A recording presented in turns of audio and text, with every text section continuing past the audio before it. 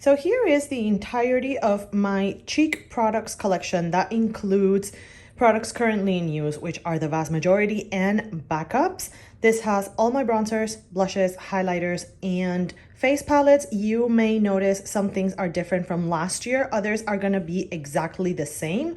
So we're just gonna go over these products. I think that I've featured the majority of these products on my channel at one point or the other. One thing that has changed from last year is that there are very few backups. So we're gonna start with those. So these two guys are the only two products in my collection that are not currently in use. These are backups, but I will show you the two that I do have open at the moment. These are the mini Charlotte Tilbury Hollywood Beauty Light one in Spotlight to the right, and the Glow Gasm Beauty Light one in Pink Gasm.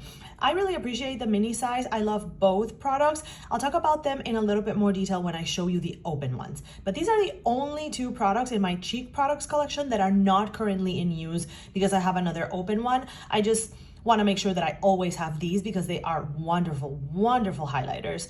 Well, one is a highlighter, one is more of a glowy blush on me, but we'll talk about that in a minute. Where should we begin? Let's actually begin with bronzers, because when it comes to cheek products, bronzers is the smallest category in my collection. So we're gonna start with single bronzers.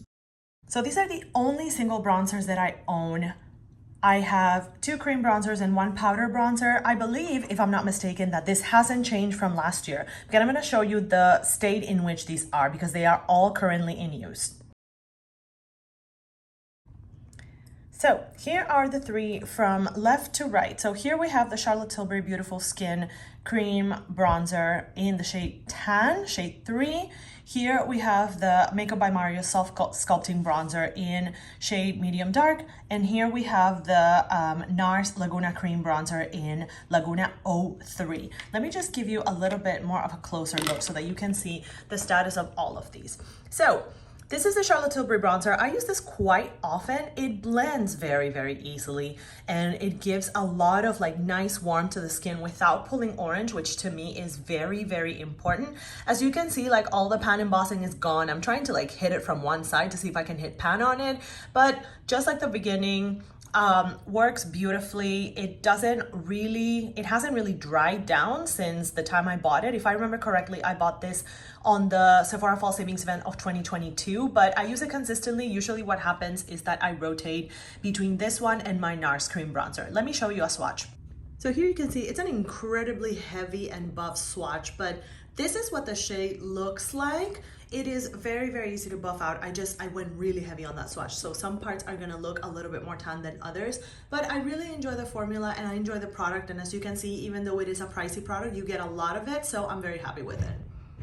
Next, we have my NARS Laguna Cream Bronzer in Laguna 03. As you can see, there's a pretty big dip on this pod. This is the cream bronzer that I usually take traveling because it's just a little bit easier to transport, and because it's a cap that twists and closes, I feel a little bit more confident that it's gonna open up, that is not gonna open up and get ruined on transit. Let me show you a swatch. Once again, a bit of a heavy swatch, but as you can see, very similar shades in the NARS and the Charlotte Tilbury.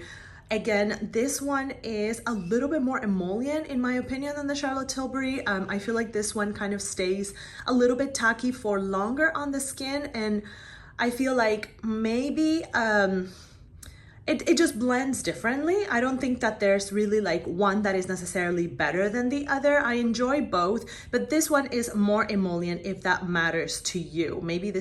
I think that maybe this one's better suited for like people with more dry skin because it's a little more emollient. Oily skin might maybe struggle with that, but I enjoy both and I look forward to, continue to use them.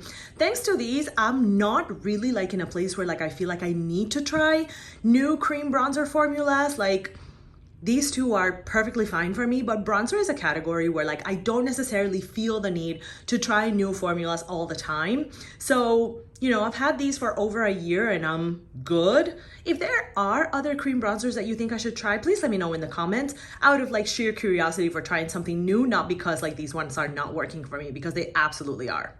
Last but not least, we have the Makeup by Mario Soft Sculpt Bronzer in Medium Dark. And this is the only powder bronzer that I own in a single format. It might be a little bit hard to see here, but there's definitely a dip in there. I've had this one the longest out of all three. Let me show you a swatch. So here is a swatch of the Makeup by Mario bronzer. I do feel like the pigmentation is fading a tiny bit over time, but as you can see, it's definitely the warmest of the three. Not in a bad way. I do feel like it brings a warmth to my skin that maybe the others don't necessarily bring. This plays really well with warm tone blushes. So I usually wear this with a warm tone blush, for example, like Pat McGrath's Desert Orchid, which you will see shortly. This year I have been tempted by new powder blushes. I've definitely been tempted to try the new Armani bronzer, not blush, bronzer. I've been tempted to try the Armani bronzer, the YSL bronzer, and the RMS bronzer. Have you tried any of those three? Let me know in the comments if you've tried any of those and tell me which one you think I should try first if I try a new powder bronzer this year. Armani, YSL, or RMS. I've also been thinking about maybe House Labs. What do you guys think? Maybe House Labs? I have two other bronzers that are in face palettes, so that's why I didn't include those here. But this is my entire single bronzer collection, and it's been this way for over a year. Again, I'm very happy with all of these formulas. I don't feel like I need to try something new because I need a new product, but if anything, it would just be a matter of, oh, sure, let's try something new.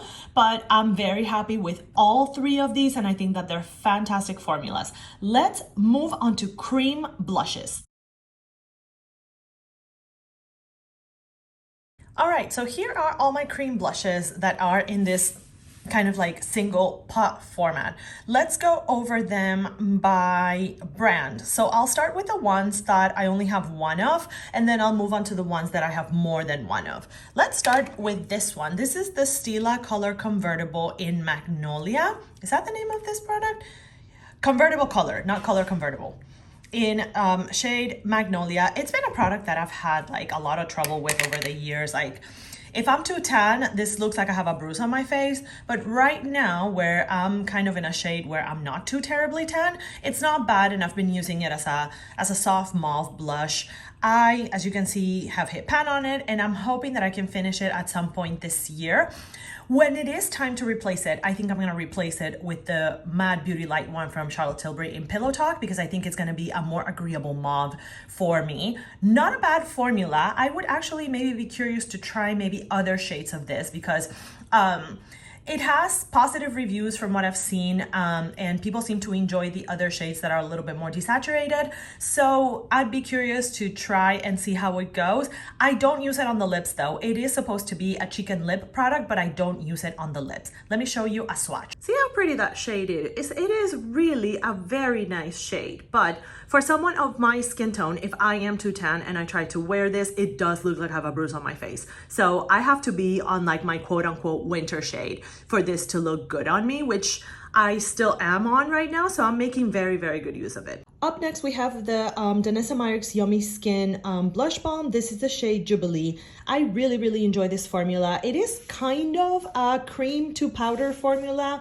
It does apply and finish on the cheeks in more of a powder formulation, and thanks to that, it has fantastic longevity.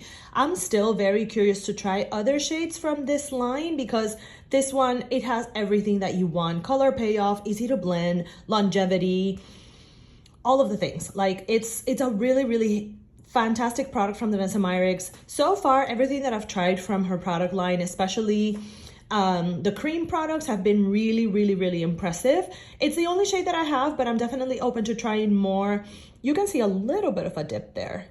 It is one of my warmest warm neutral blush shades, and it's very modulable, so it is very pigmented, but you don't have to wear it as pigmented as it looks in the pan. Let me show you a swatch. So there you can see under the Stila Convertible Color in Magnolia, the swatch for the Danessa Myricks in Jubilee. As you can see, a very pigmented formula and really balmy. The fact that it is as balmy as it is doesn't make it less durable, and it doesn't slip, doesn't lift up foundation. It really is a great formula. So I encourage you to like go find a shade that you like and try it, because it's a really great product. Next up, we have Tower 28 Beach Please cream blush. This is the shade Happy Hour. I finished the shade Magic Hour just a few months ago. You can see that in my Q1 empties. If you haven't seen that video, I'll leave it linked for you to check it out.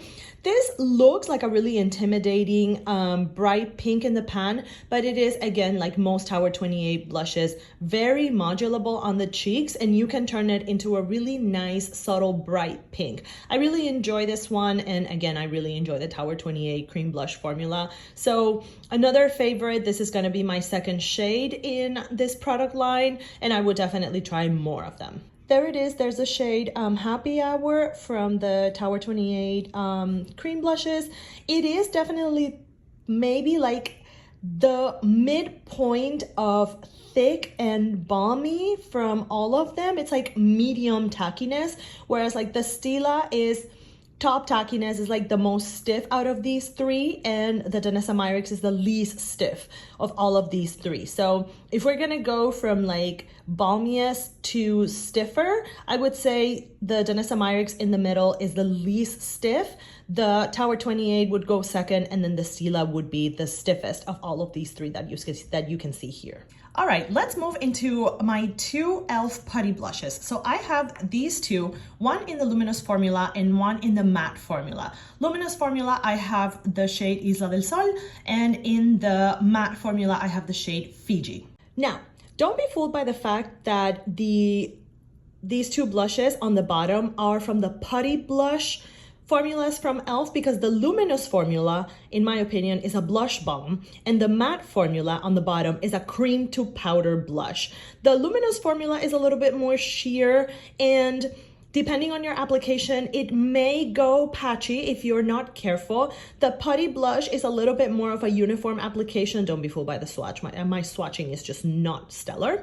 But I really like both of the formulas because they can go as sheer or as pigmented as you want. There's definitely more pigmentation in the matte formula, but from what I've seen, I've enjoyed both. Longevity might not necessarily be the best, so you might want to watch out for that. Fortunately for them, they're very compact, so you can throw them in a bag and just bring them with you to reapply. They usually don't disturb foundation. The luminous putty blush might get in the way of some emollient tinted moisturizers. It might lift them up, but generally speaking, they play well with most of my makeup products. Then we have my two Melt Cosmetics blush lights. This shade is called Pink Sands, and this shade is called Sandy Cheeks.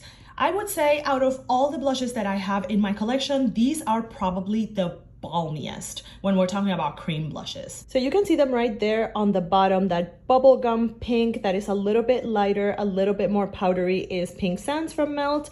And the bottom one is Sandy Cheeks, which has a little bit of orange and a little bit of peach.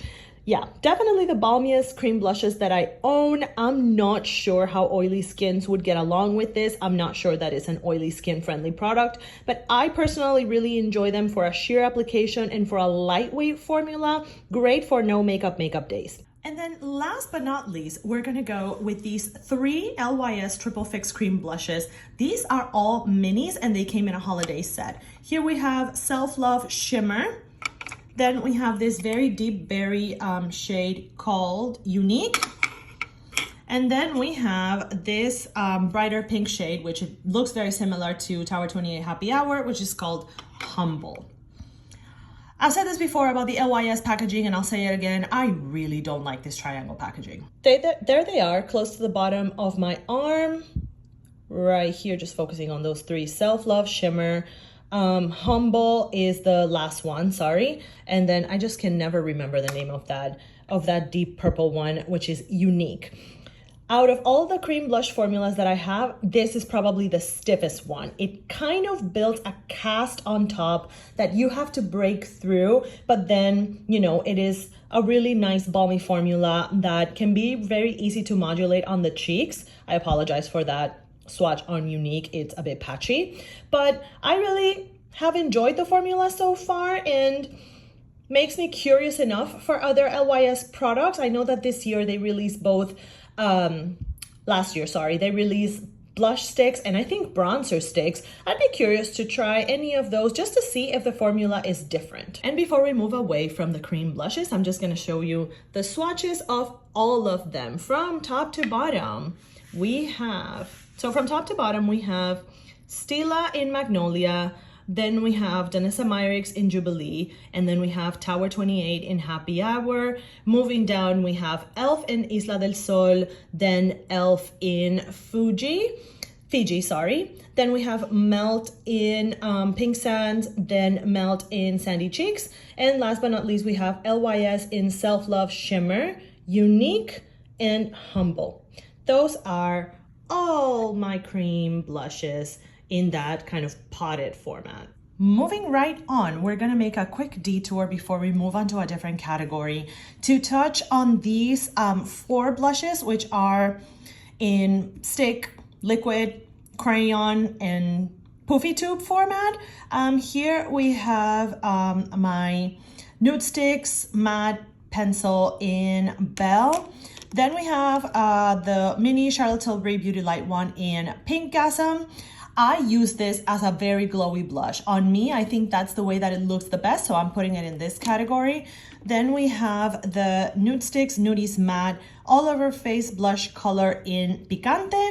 And last but not least, we have my Glossier Cloud Paint in Spark. Let me show you some swatches. All right, and here are the swatches on these 4 on this different format. From top to bottom, you have Nude Sticks Picante, which is quite orange. Then you have Glossier Cloud Paint in Spark, which is your typical red matte blush. Then you have Nude Sticks in Belle, which is more of a pinky mauve. And last but not least, you have Charlotte Tilbury in Pink Gasm, which again, for a lot of people, it's a highlighter. I personally prefer it as a very luminous blush. It makes me think of those new Rare Beauty blushes that were released this year. Nude Sticks Picante, I use not as much probably as I should, but it's a really, really easy to work with product that leaves a really beautiful flush on the cheeks.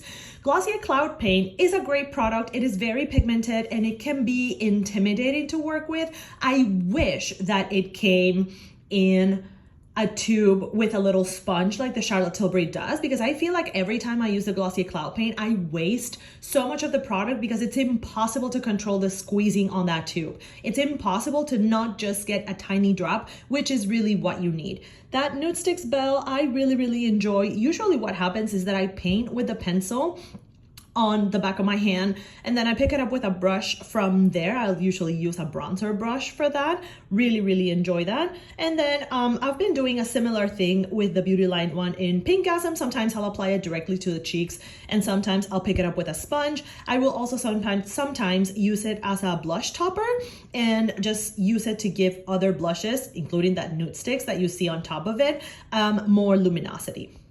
So out of these, this Beauty Light one, I fully expect to finish, I don't know, maybe sometime by August. I'm gonna take this home to the US in the summer and I'm gonna be using it as a luminous blush this summer. But as you saw, I already have a backup of that.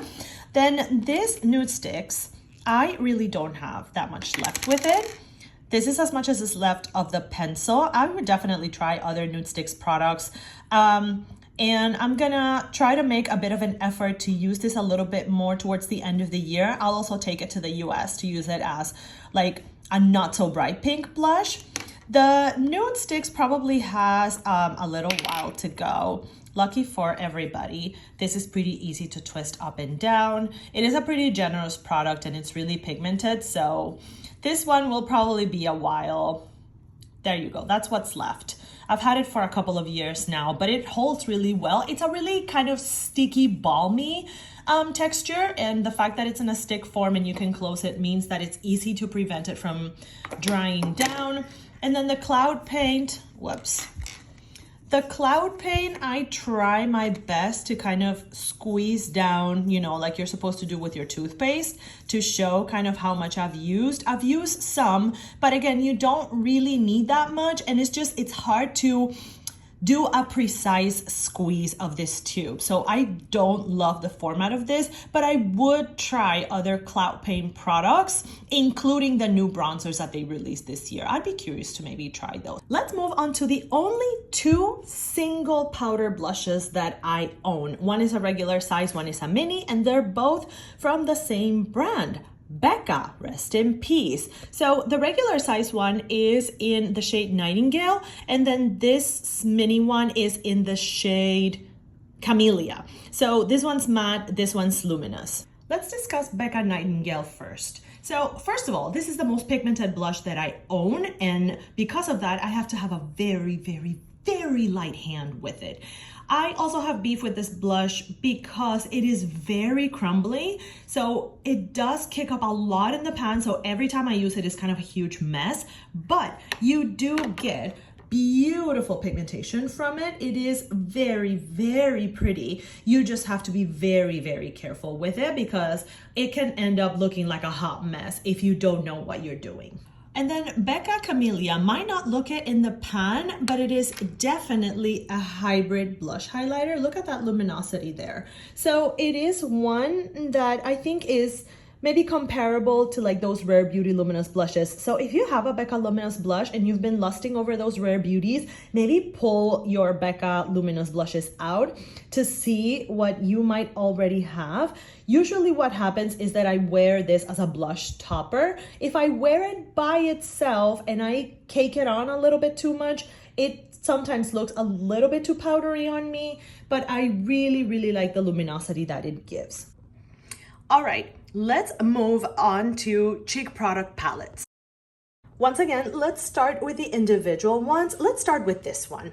This is the e.l.f. Glow Gleam Beam palette, and this is the one that is made for dark. It's just called dark.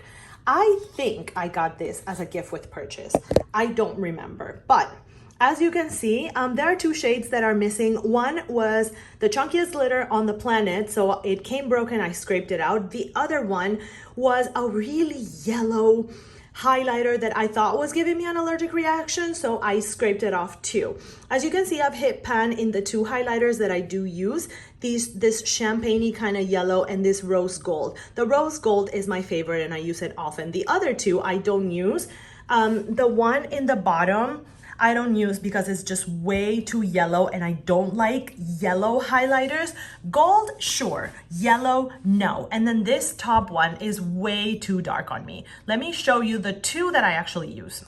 So here are the two highlighters that I use on that Glow Gleam Beam palette from e.l.f.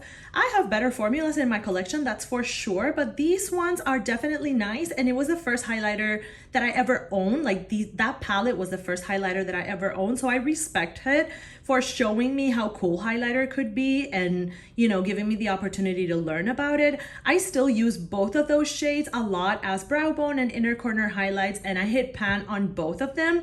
However, since I have better formulas in my collection and there's a big bunch of that palette that I don't use, I decided that I'm going to retire it in the summer of 2025. I'll explain that seemingly random deadline in a future video, but I'm gonna use as much as I can out of it until then, and then I will declutter it.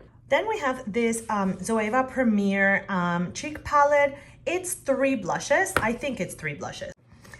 This was a limited edition collection inspired in the 1920s. As you can see, you know, very Art Deco decorations on the palette, very light cardboard packaging. The shades are Fame and Fortune. What is this was called? 1929 and Curtain Call.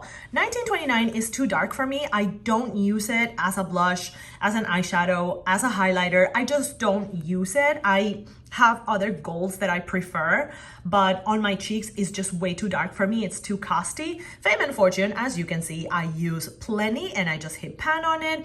And Curtain Call is actually my red blush of choice for setting my red blushes. So if I use, for example, e.l.f. Fiji, I set it with this, or if I use my Glossier Cloud Paint in Spark, I set it with this if I want to set them with powder. This one's luminous, this one's luminous, and this one's matte. I do think when I look at these 3 colors together that this palette was designed for deeper skin tones. From top to bottom, you have Fame and Fortune, 1929, and Curtain Call. I think that the pigment in Curtain Call might be deteriorating a little bit. I feel like it looks a little more orange than it usually does. Fame and Fortune, as you can see by the fact that I hit pan on it, is my favorite. It's like a mauve with some blue and purple sparkle. It's a blush that I've enjoyed a lot. Same thing with this. I have formulas that I like better, but I do like these shades, except for that gold, because it just has a yellow that I don't like the way that it looks on my skin. And I think that this one is gonna be the same as the highlighter palette that I just showed you. I think I'm gonna use it until the summer of 2025, and then I'll probably declutter it, retire it.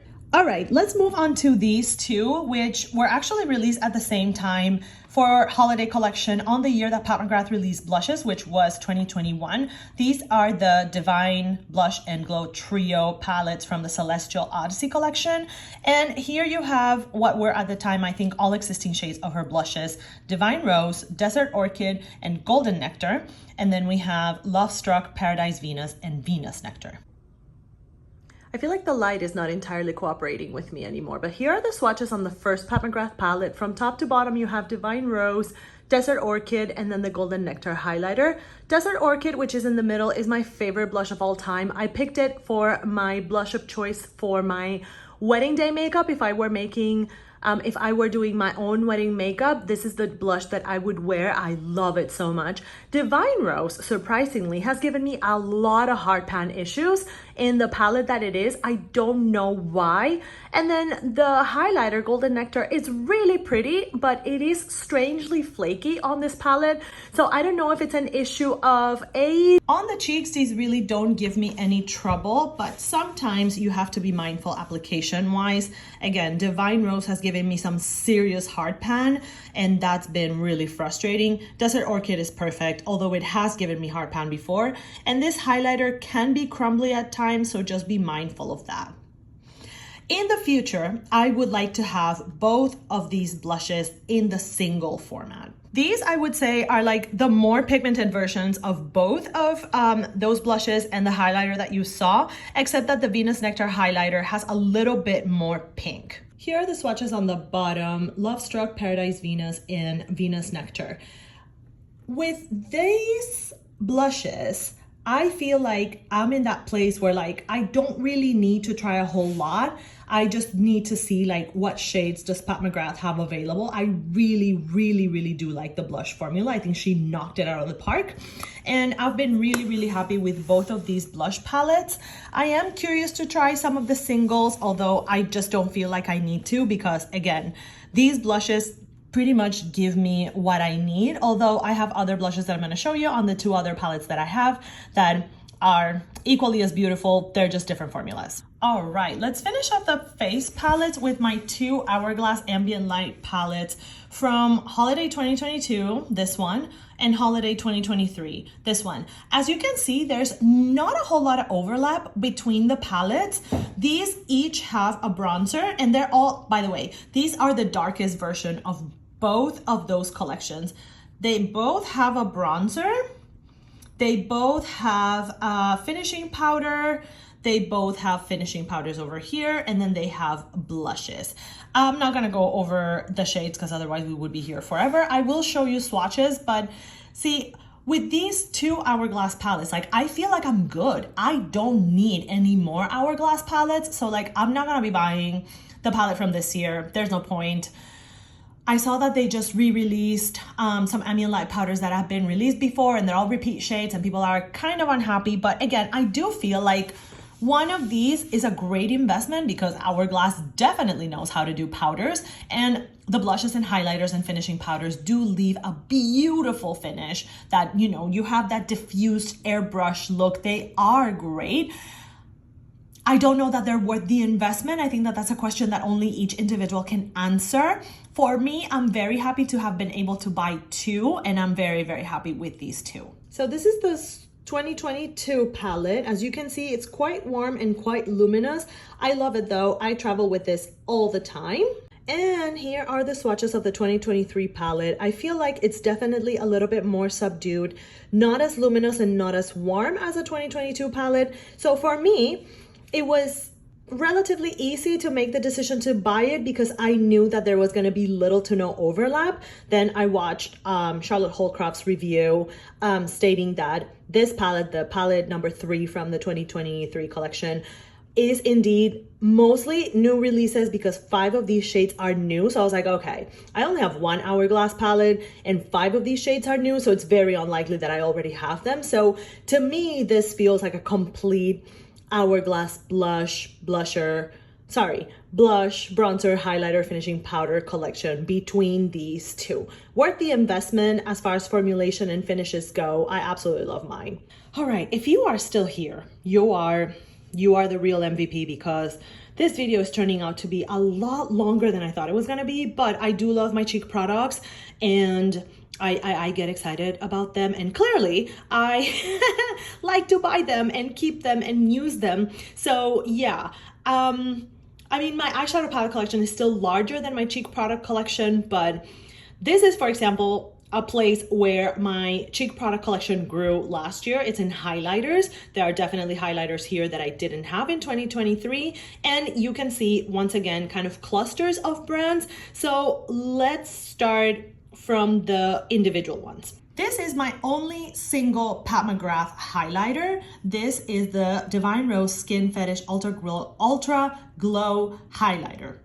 So I guess I should say that this is the Skin Fetish Ultra Glow Highlighter in Divine Rose. This is limited edition packaging, and I think that the highlighter itself is limited edition. Charlotte Holcroft has been talking about this highlighter for years and how beautiful it is.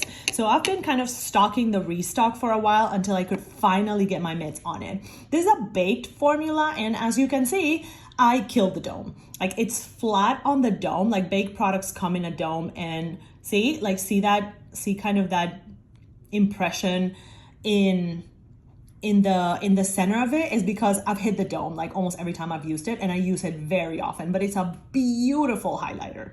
I'm gonna be honest with you, I think that rose gold is my favorite shade of highlighter. Here it is again. I think that in the light where I'm at right now, you can see more of the rose and more of the gold. And here is a swatch. It is a very easy to modulate highlighter. You can make it more intense or you can make it more subdued, but both the pink and the gold are just very elegant. I love the pink shifts on this one, and it doesn't enhance texture. It's very easy to apply. Clearly you get a lot of product. See, there's the pink and then there's the gold. It's one of my favorite highlighters in my collection. Then we have my first full-size Charlotte Tilbury product. I actually don't have anything else other than this on a full size. Everything else that I own from Charlotte Tilbury is a mini, but I got this on my Beautylish Lucky Bag this year. This is the Glow Glide Face Architect Highlighter in Gilded Glow. This is one of Charlotte's refillable compacts, and it does get a little bit rattly. And I mean, as you can see, the star pan embossing that is kind of synonym with Charlotte Tilbury at this point. It is, in my opinion, a lot of product. I don't know that I'll ever freaking finish this highlighter, but you know, a very nice gold champagne-y hue, more gold than champagne in my opinion. So there it is on the bottom, a little bit more gold than other highlighters, but they do point out in the Charlotte Tilbury website and on the box that it is meant to give luminosity to more than just the high points of the face. So I encourage you to try it in the brow bone or like next to the side of your cheeks, for example, and just kind of try to bring luminosity to different sides of your face. This is my first time trying a Charlotte Tilbury powder highlighter. Formula is very, very, very smooth, and it's very much one of those like glow from within highlighters once you apply it on the cheeks. I don't think that this is my most beaming highlighter by any stretch, but I really do like it, and I'm happy to have received it in my lucky bag. All right, let's tackle my 3 liquid highlighters that we have here. This is the Becca Ignite Liquefied Light Highlighter in Passion, the Charlotte Tilbury Beauty Light one in Spotlight, and the Beauty Crop Glow Milk in Blind Date. Let's discuss these swatches. So from top to bottom, you have Becca Ignite in Passion, then you have Charlotte Tilbury in Spotlight, and then the Beauty Crop in Blind Date. The Becca is more oily than any of the others, but that can be explained by the fact that it's a face and body highlighter. The Charlotte Tilbury in Spotlight is my favorite highlighter of all time. I love that thing. I love it so much. It's a heavy swatch there, but it is very easy to modulate. And again, you get that glow from within light in your complexion. And then the Beauty Crop in Blind Date is, you know, your classic rose gold highlighter. You need very, very little of this. It's kind of hard to see on this bottle, but I am pretty much done with this. It's getting quite thick and it's drying down. So we'll see how much longer I'm able to use it. This Charlotte Tilbury one, this is a disaster. It's already like leaky and kind of a hot mess, but I do expect to finish it by the end of 2024 and I have a backup already. And then the Becca, only God knows when I'll finish this because you need so little that like I've used almost none of this and I've had it for over a year and I've had it for over 2 years and man, you need so little product from this, but it is really, really pretty. I really enjoy this highlighter. It's just you don't need a lot. So I don't know that I'll ever finish it before it expires. All right, we're almost there. We just have these 2 clusters of brands of highlighters, which basically are my warm tone powdered highlighters and my cool tone powdered highlighters. Let's go with the warm ones. All right, so all these 4 are mini Becca Shimmering Skin Perfectors or Shimmering Skin Highlighters. I don't remember what the exact name is. From top to bottom, we have Opal, Champagne Pop, Rose Gold, and Moonstone. So here they all are. I use them from time to time.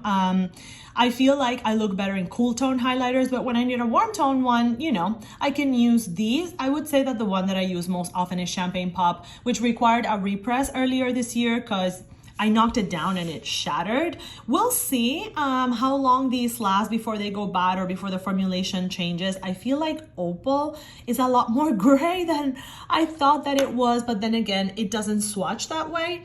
So there you have them from top to bottom: Opal, Champagne Pop, Rose Gold, and Moonstone. So if you wanted a blast from the past, I don't know about other people. I know that Becca's no longer a brand, but the highlighters, they put highlighters in the map. Put some respect on Becca's name, come on.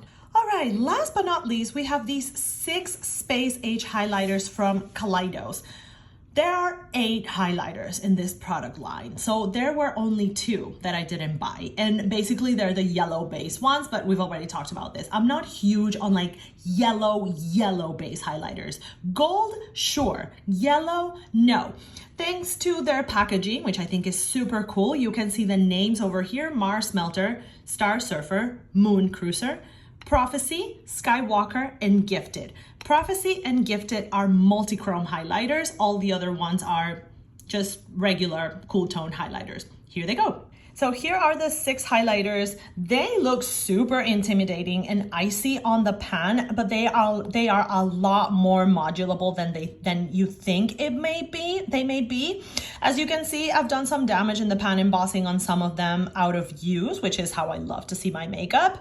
So let me just show you what they look like swatched, and we'll close with these. So here are my 6 Kaleidos swatch. From top to bottom, you have Mars Melter, then you have Star Surfer, then you have Moon Cruiser in the middle. Then we start with the multi-chromes with Prophecy.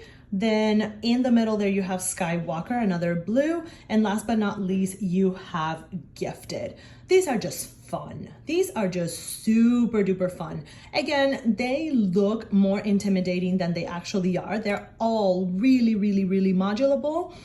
They also look a little bit more flaky than they are. Again, go light with a fluffy highlighter brush and you're gonna be just fine. These are just super fun and they're all pretty cool toned. So I feel like they look really good on my neutral cool skin tone. I just enjoy these very, very much, and I'm super happy to have gotten them.